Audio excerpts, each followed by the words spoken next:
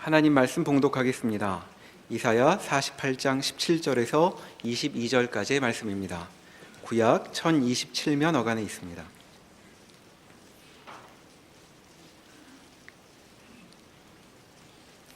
너희의 구속자시요 이스라엘의 거룩하신 이이신 여호와께서 이르시되 나는 내게 유익하도록 가르치고 너를 마땅히 행할 길로 인도하는 내 하나님 여호와라. 내가 나의 명령에 주의하였더라면 내 평강이 강과 같았겠고 내 공의가 바다 물결 같았을 것이며 내 자손이 모래 같았겠고 내 몸의 소생이 모래알 같아서 그의 이름이 내 앞에서 끊어지지 아니하였겠고 없어지지 아니하였으리라 하셨느니라. 너희는 바벨론에서 나와서 갈대아인을 피하고 즐거운 소리로 이를 알게 하여 들려주며 땅끝까지 반포하여 이르기를 여호와께서 그의 종 야곱을 구속하셨다 하라. 여호와께서 그들을 사막으로 통과하게 하시던 때에 그들이 목마르지 아니하게 하시되 그들을 위하여 바위에서 물이 흘러나게 하시며 바위를 쪼개사 물이 솟아나게 하셨느니라. 여호와께서 말씀하시되 악인에게는 평강이 없다 하셨느니라. 아멘. 오늘 이사야 48장은 앞에 있었던 이사야 47장이 바벨론의 심판을 선언하는 것과 똑같이 준엄하고 진지하게 야곱의 구원을 선언하고 있는 장입니다. 9절에 보는 바와 같이 내 이름을 위하여 내가 노하기를 더디할 것이며 내 영광을 위하여 내가 참고 너를 멸절하지 아니하리라. 오늘 본 본문에 의하면 20절 너희는 바벨론에서 나와서 갈대아인을 피하고 즐거운 소리를 이를 알게 하여 들려주며 땅끝까지 반포하여 이르기를 여호와께서 그의 종 야곱을 구속하셨다 하라. 이렇게 구원이 선포되고 있습니다. 47장에 나왔던 바벨론 심판은 한 나라, 한 제국, 한 폭력을 꺾는 것 이상으로 사망을 심판한다라고 말씀드렸습니다. 오늘 48장은 대조적으로 구원을 약속하고 있고 하나님의 창조의 완성을 약속하고 있는 것입니다. 바벨론이라는 나라 하나, 야곱이라는 이스라엘 족속 하나에 관한 것이 아니라 창조주 하나님께서 세계와 역사 속에 그의 창조 사역을 승리로 영광으로 완성하리라. 그렇게 약속하는 장들이지요. 그래서 오늘 본문에 나오는 야곱의 구원은 바벨론에서 사망을 심판할 때 했던 단호하고 준엄한 동일한 그런 무게로 동일한 진정성을 가지고 약속되고 있습니다. 오늘 48장을 이해하기 위해서 그 서론에 해당하는 부분을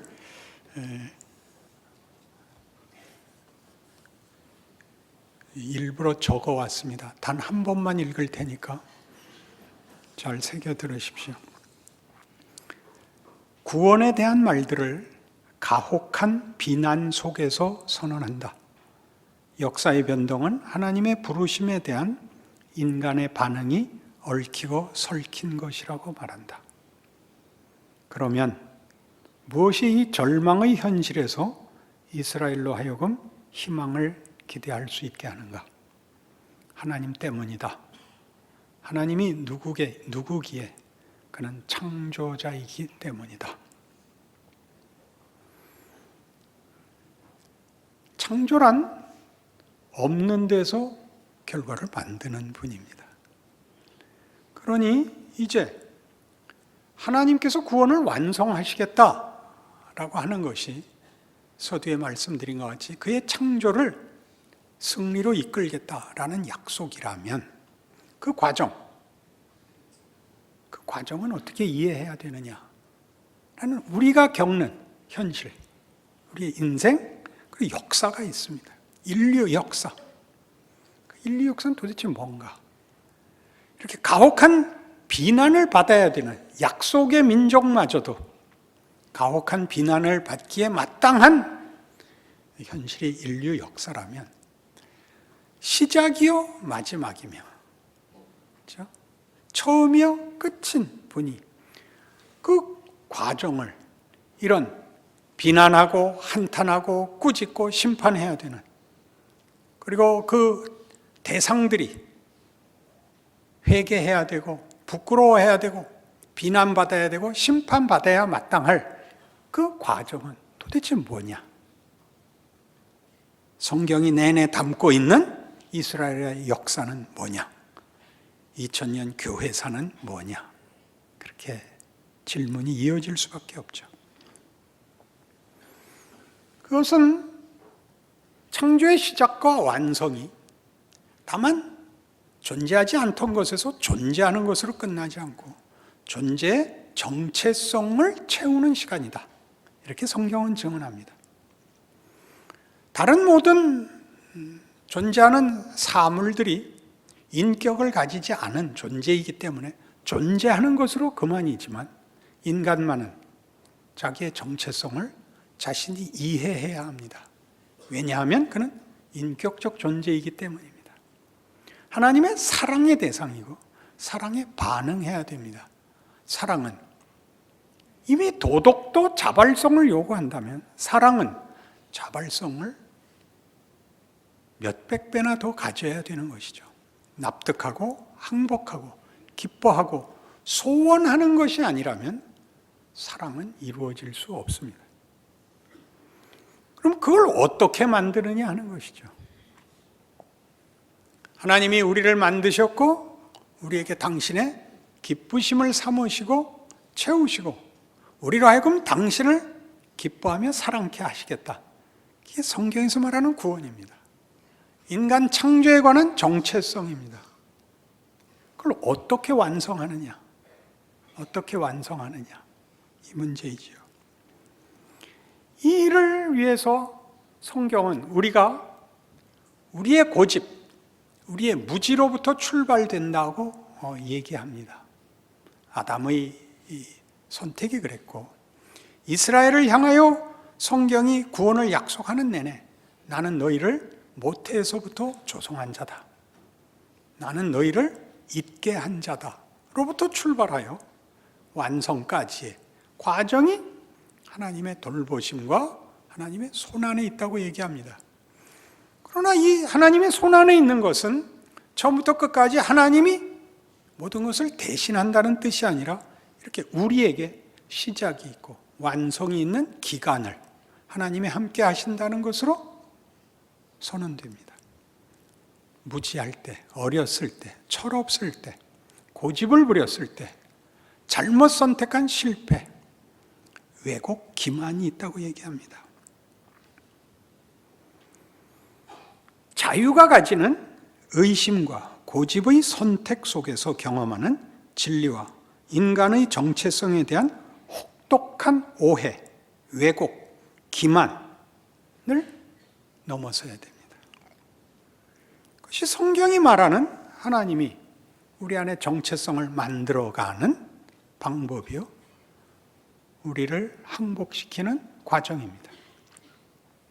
어떤 내용과 개념을 확인시키는 것이 아니라 그 과정이 우리로 하여금 하나님이 원하는 이런 하나님의 사랑에 반응하는 인격을 형성하며 성품을 만들어내는 창조의 과정이 되는 것입니다.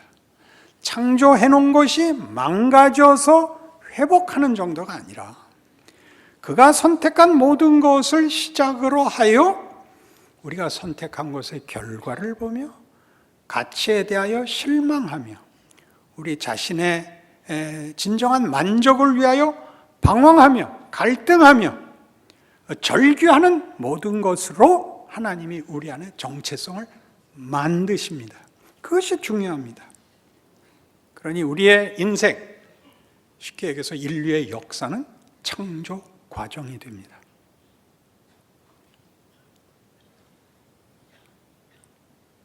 이런 창조의 과정을 이해시키는 성경에 많은 증거들이 있는데 우리가 대부분 놓치고 있죠. 대표적인 것, 창세기 17장에 가보십시다.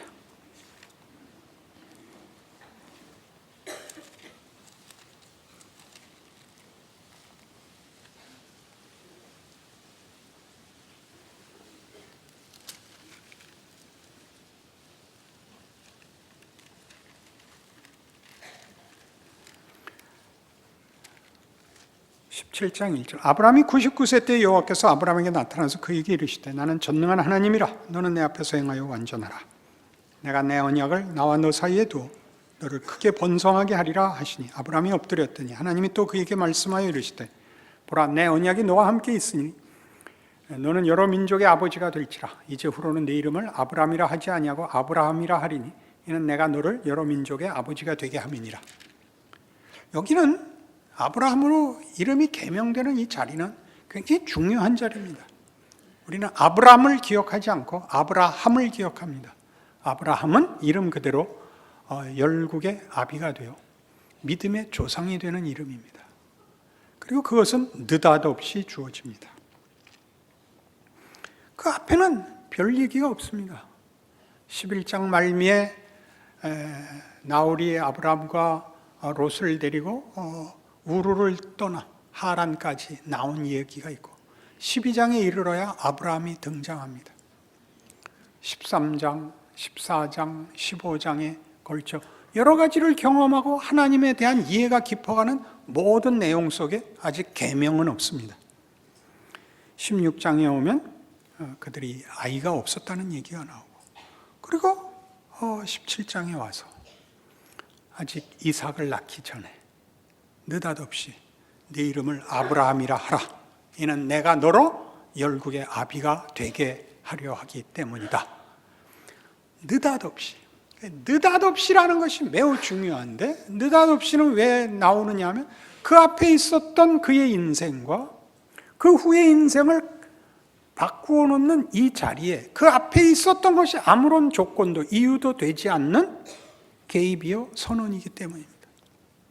아브라함은 이렇게 느닷없이 믿음의 조상이 됩니다. 아브라함에게서 믿음의 조상이 될 만한 이유를 찾을 것은 전혀 없습니다. 왜요? 그 앞에 생애를 우리가 알고 있기 때문입니다. 그 앞에 생애가 이 선언을 만들지 않습니다. 그것은 창세기 32장에서 동일하게 야곱에게서 반복되는데 야곱의 경우를 보십시오. 야곱은 베델에서 피난 가던 시절 베델에서 하나님이 그에게 나타나고 내가 네게 약속한 것을 다 이루기까지 너를 떠나지 아니하리라라고 약속한, 그리고 아브라함에게 한 약속을 재확인한 인물입니다. 그러나 32장에서 우리가 보는 야곱의 모습은 24절, 야곱은 홀로 남았더니 어떤 사람이 날이 새도록 야곱과 씨름하다가 자기가 야곱을 이기지 못함을 보고 그가 야곱의 허벅지 관절을 치매 야곱의 허벅지 관절이 그 사람과 씨름할 때 어긋났더라. 그가 이르되 날이 새려하니 나로 가게 하라. 야곱이 이르되 당신이 내게 축복하지 아니하면 가게 하지 아니하겠나이다. 그 사람이 그에게 이르되 네 이름이 무엇이냐. 그가 이르되 야곱이니이다. 그가 이르되 네 이름을 다시는 야곱이라 부를 것이 아니요 이스라엘이라 부를 것이니 이는 내가 하나님과 및 사람들과 겨루어 이겼음이니라. 이것도 앞뒤가 전혀 연속성이 없는 사건입니다. 야곱은 지금 궁지에 몰렸고 묘수를 찾고 있습니다. 답이 없습니다. 하나님이 내려와 그와 씨름합니다. 그는 항복하지 않습니다. 하나님은 그를 치고 떠나려 합니다. 붙잡고 축복하라고 합니다. 여태껏 행위와 하나도 맞지 않습니다. 내 이름이 뭐냐라고 묻는 것은 야곱의 지금 조건과 지금의 형편이 전혀 그 후에 나오는 복을 받기에 부족하다는 것을 다시 확인시켜주고 있을 뿐입니다. 나는 야곱입니다. 그렇다, 넌 야곱이다. 그런데 이제부터는 이스라엘이라고 해라. 그게 아무 연속성이 없는 선언이 떨어지는 겁니다. 이후로는 내 이름을 이스라엘이라 해라. 야곱의 앞에 전 생애가 있고 그 후에 야곱의 생애가 있고를 나누는 이 가운데 토막에 떨어지는 내 이름은 이제부터 이스라엘이다 라는 선언은 역사가 우리에게 확인시켜주는, 우리 인생에서 우리가 경험하는 속에서 보는 우리의 실패, 우리의 한심함, 우리의 마땅한 결과를 뒤집어 놓는 하나님의 개입이 역사 속에 내내 계속되고 있었다는 것을 증언하고 있습니다. 아시다시피 역사는 의식이 없다. 역사에서는 배울 게 없다. 우리가 알고 있는 역사에 대한 이해입니다. 인류 역사의 결론입니다. 성경이 말하는 것은 아무 데서나 내가 일을 할 수 있다. 역사는 무의미하지 않다. 왜냐하면 내가 어디나 뛰어들 수 있다. 이렇게 얘기합니다. 우리도 그렇지 않나요? 모든 구원받은 자가 자신의 구원을 확인할 때 회개가 나오는 이유가 뭡니까? 회개해서 구원을 받는 자는 없습니다. 구원을 받아서 회개를 하죠. 순서를 보십시오. 회개를 아무리 해도 감동은 안 떨어집니다. 여러분이 구원을 얻고 하나님을 만나자 그 앞에까지 모든 자기의 생애가 이 경우를 만들 수 없었다는 것을 알게 되고 이것을 원하지도 깨우치지 못했었다는 사실을 고백하는 게 회개지요. 그러니 하나님께서 우리에게 뭐라고 얘기하는 것 같습니까? 걱정 마라 이렇게 얘기하는 거죠.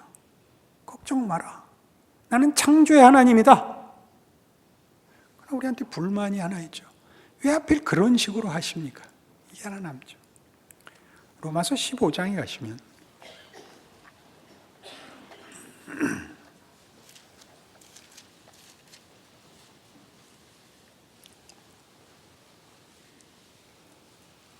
1절부터 봅니다. 믿음이 강한 우리는 마땅히 믿음이 약한 자의 약점을 담당하고 자기를 기쁘게 하지 아니할 것이라. 우리 각 사람이 이웃을 기쁘게 하되 선을 이루고 덕을 세우도록 할지니라. 그리스도께서도 자기를 기쁘게 하지 아니하셨나니 기록된 바 주를 비방하는 자들의 비방이 내게 미쳤나이다 함과 같으니라.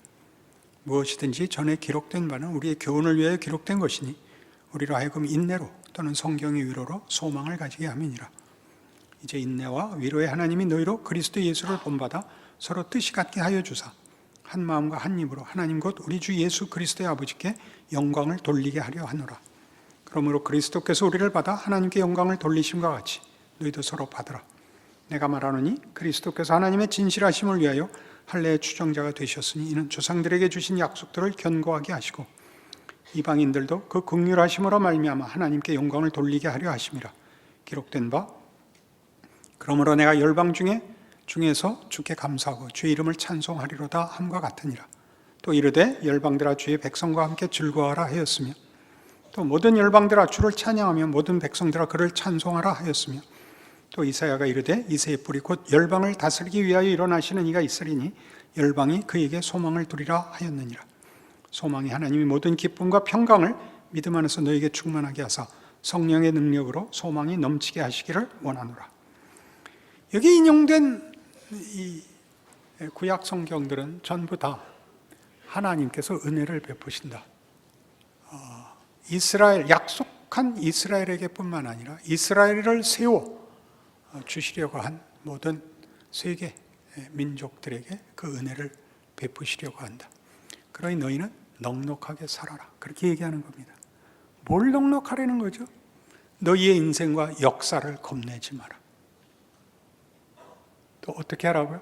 마음을 열어 너희와 다른 생각을 하고 아직도 나 모르는 사람들 잘 끌어안고 살아라. 우리가 겁을 내는 것은 무엇일까요?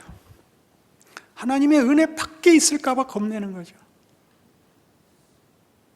하나님의 시간 밖에 있을까 봐 겁내는 거죠. 성경은 그렇게 얘기하지 않고 어느 시간도 어느 영역도 하나님의 은혜 밖에 있는 자리는 없다. 그렇게 얘기하고 있는 중입니다. 3절 보시듯이 그리스도께서도 자기를 기쁘게 하지 아니하셨나니 기록된 바 주를 비방하는 자들의 비방이 내게 미쳤나이다 라고 시편을 인용합니다. 시편 69편입니다.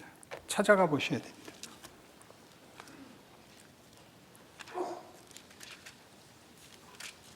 다윗의 시입니다.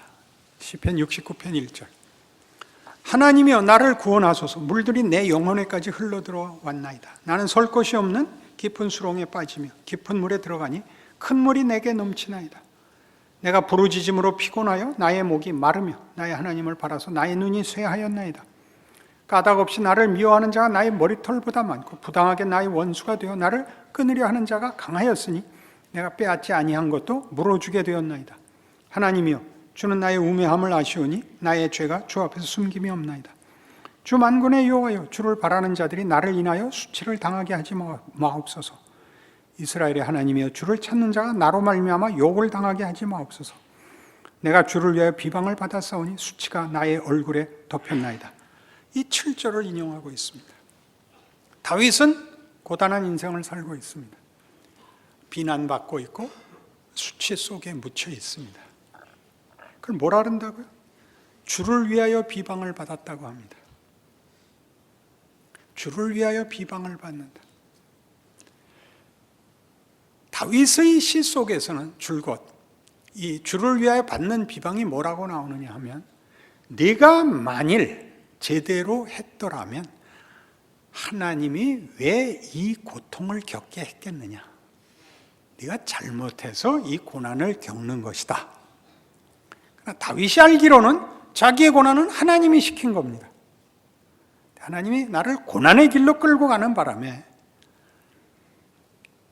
하나님이 있다면 너에게 그럴 리가 없다는 욕을 나 혼자 먹고 원래 하나님께 갈 비난이 나한테 온 것입니다. 그렇게 얘기를 합니다. 이게 무슨 말일까요? 하나님이 받아야 할 비방이 나에게 왔다는 것. 좀 더 이해하기 좋게 이스라엘의 운명을 보십시오. 그들은 잘못하여 하나님께 심판받아 바벨론 포로가 됩니다. 이스라엘이 당한 심판, 형벌 이상으로 하나님이 수치를 당하시죠. 바벨론은 이스라엘이 섬기는 신보다 자기네가 섬기는 신이 우월해서 자기네가 이기고 이스라엘이 졌고, 이스라엘이 믿는 하나님은 아무것도 아니다가 됐죠. 왜 이런 길을 가시는가 하는 것입니다. 시편은 내내 다윗의 시들이 이것을 주제로 삼고 있습니다. 주를 비방하는 비방이 내게 미쳤나이다. 너희 하나님은 도대체 어떤 하나님이냐? 신이 있다면 왜 그런 길을 택하느냐? 예수에게서 대표적으로 나타납니다. 신이 사람의 손에 의하여 붙잡혀 십자가에 못 박혀 죽는 그런 신은 믿을 수가 없습니다. 하나님은 그런 방법을 택하십니다. 하나님이 일하시는 방법입니다. 무엇을 위해 그럴까요? 우리가 할 수 있는 모든 일의 끝자락까지 따라오십니다. 경험과 기회와 선택과 확인과 납득을 주십니다. 여기가 우리가 쫓아가지 못하는 자리일 것입니다. 하나님은 그의 창조에서 가장 중요한 인간의 정체성을 하나님께서 가지시는 자유로우심에 초대합니다. 내가 너를 조건 없이 사랑한 것 같이 너희도 나를 조건 없이 사랑하는 자리로 요구한다. 여기서 조건 없이는 어떠한 조건도 이 사랑보다 클 수 없는 자리를 우리에게 정체성으로 요구하고 있습니다. 그러니 해야 할 것은 뭐죠? 사랑에 못 미치는 모든 것의 실체를 경험해야 합니다. 우리가 늘 하는 기도죠. 하나님, 다시는 하나님 찾아올 필요 없게 해 주십시오. 그게 우리의 기도죠. 우린 전부 여기에 못 미치는 기도를 하죠. 하나님이 기뻐야 됩니다. 말이 되나요고요? 됩니다. 사랑이란 어마어마한 것입니다. 사랑이란 어마어마한 것이라서 물불을 가리지 않고 목숨보다 큰 것입니다. 우리가 아는 사랑은 소유욕과 자존심에 불과합니다. 이것을 하나님이 우리에게 요구하고 있어서 이 길, 우리가 가지는 욕심의 제일 끝자락까지를 넘어서서야 온다고 인류 역사와 인생을 허락하십니다. 창조 중에 계십니다. 우리가 갈 때까지 가보고 그것 넘어라고 아는 그것을 끝까지 오지 않고 그것 너머를 올 수가 없기 때문에 하나님은 이 길을 허락하십니다. 이것이 없으면 여러분은 신자가 아닙니다. 하나님이 나를 사랑하시는가? 여러분이 탄식과 절망과 고통의 극에 가보지 않으면 여러분 그 다음을 상상할 수가 없습니다. 알아볼 수가 없습니다. 그것은 빌립보서 2장에서 이렇게 선언된 실체입니다. 예수 안에서 증명된 역사적 실체이죠. 여기서 예외가 있는 사람은 아무도 없습니다. 빌립보서 2장 5절 너희 안에 이 마음을 품으라 곧 그리스도 예수의 마음이니 그는 근본 하나님의 본체시나 하나님과 동등됨을 취할 것으로 여기지 아니하시고 오히려 자기를 비워 종의 형체를 가지사 사람들과 같이 되셨고 사람의 모양으로 나타나사 자기를 낮추시고 죽기까지 복종하셨으니 곧 십자가에 죽으심이라. 이러므로 하나님이 그를 지극히 높여 모든 이름 위에 뛰어난 이름을 주사 하늘에 있는 자들과 땅에 있는 자들과 땅 아래에 있는 자들로 모든 무릎을 예수 이름에 꿇게 하시고 모든 입으로 예수 그리스도를 주라 시인하여 하나님 아버지께 영광을 돌리게 하셨느니라. 여기에서 비로소 역사적으로 하나님의 사랑과 인간의 순종이 영광으로 합체됩니다. 순종은 굴복시키는 것 아닙니다. 납득시켜 우리로 하여금 헌신케 하는 것입니다. 헌신이라는 명분으로 강요하는 바람에 진정한 순종이 무엇인지를 우리는 배우지 못합니다. 기꺼이 순종하게 합니다. 사랑이거든요. 그래서 오늘 본문에 오시면 이런 중요한 본문의 결론을 보게 되는데 이사야 48장 22절 여호와께서 말씀하시되 악인에게는 평강이 없다 하셨느니라. 이런 느닷없는 결구가 나옵니다.